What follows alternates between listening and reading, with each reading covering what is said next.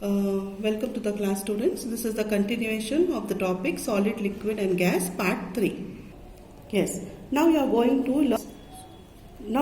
learn a few new terms. Okay, I will tell you the terms what they are, like for example solute, solvent and solution. Okay, now first you understand what is a solute.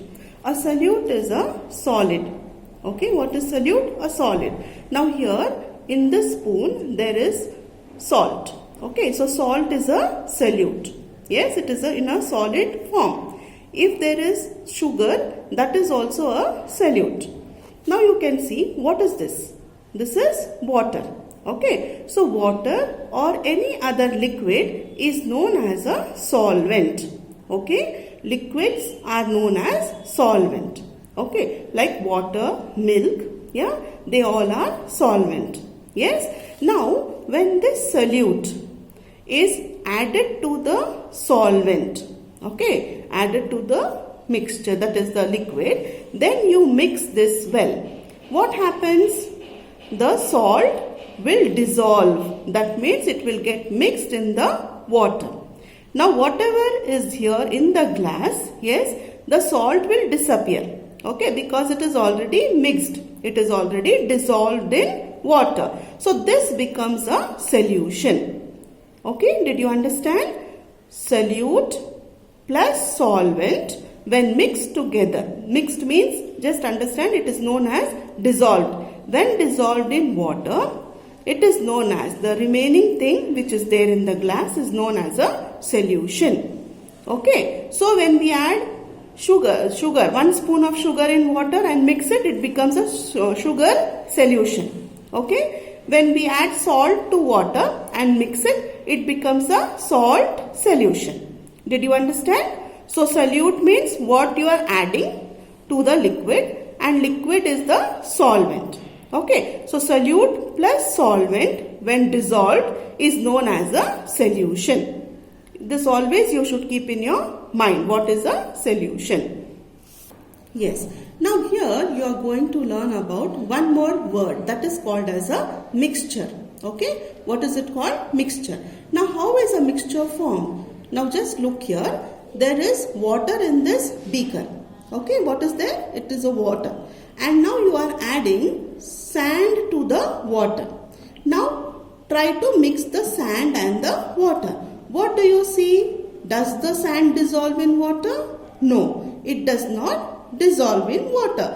But later you can see after a while that the sand, it forms a residue. It settles down at the bottom of the flask.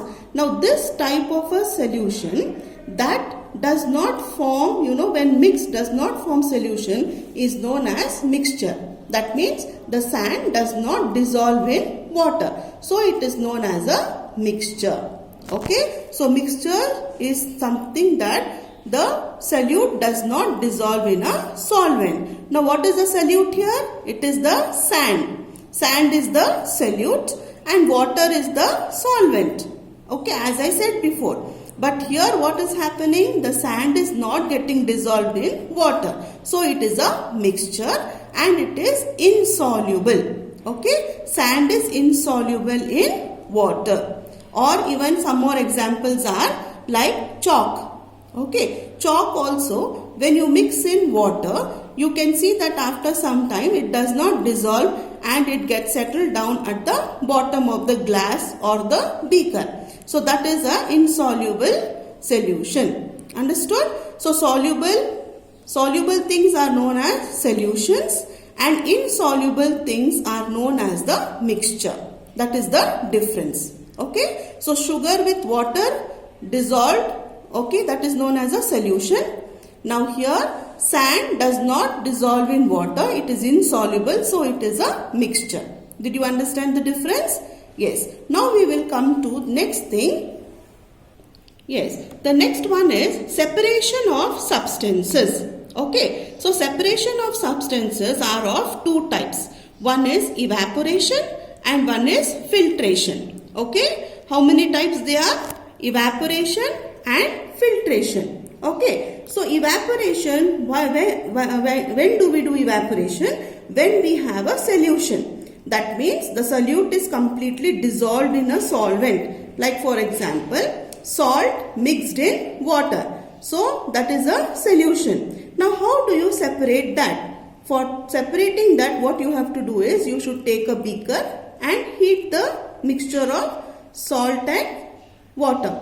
After a long time when you are heating, what happens? The water gets evaporated and the remaining thing which is there in the container will be the salt.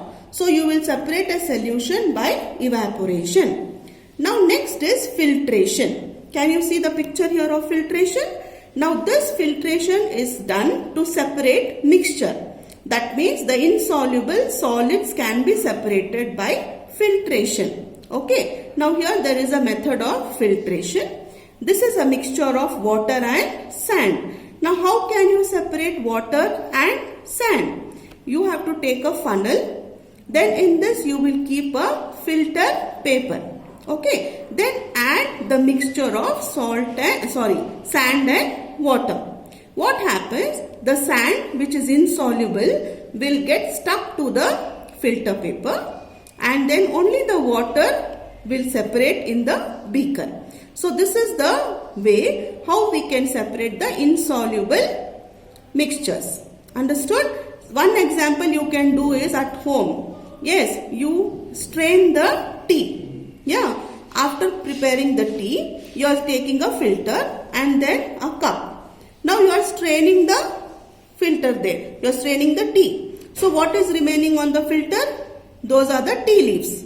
Okay. And the remaining tea gets, accumulated in the cup. Okay. That is also a way where you are separating the mixture of tea and tea leaves and tea. Yes. Now here we are showing you the next method how we can separate the mixtures. Okay, insoluble mixtures. That is by sedimentation and decantation. Now what is known as sedimentation? Now when you are keeping a mixture of sand and water for a long time without disturbing it, what happens? The sand settles at the bottom. Now the sand which has settled here, this is known as the sediment. Okay, the process is known as sedimentation and the sand which has settled is known as the sediment. Okay, now what happens after this? The clear solution which is there the clear water which is up, that you can separate slowly into another container. This is known as decantation. Okay, sedimentation is settling down the mixture.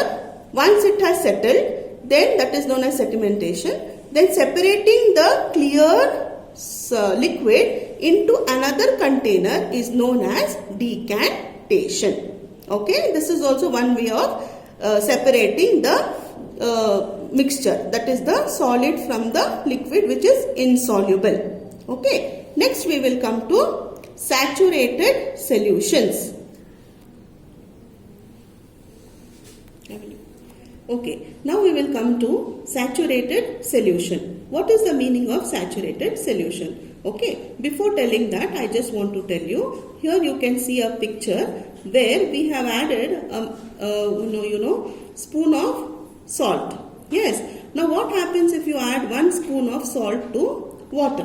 When you mix it, it will dissolve. Yes, if you add 2 spoons, it will dissolve. 3, 4, 5. After a certain point, you cannot dissolve the salt in water. Now that point is known as a saturated solution, where no more solute can be dissolved in a particular solution. Okay, so saturated solution means when the maximum amount of salt or sugar, okay, you have added in a liquid, but later you cannot dissolve it in that particular liquid. That is known as a saturated solution. So with this we will complete the chapter. Yes. So complete exercise A, B, C, D in your textbook and exercise E and F in your classwork.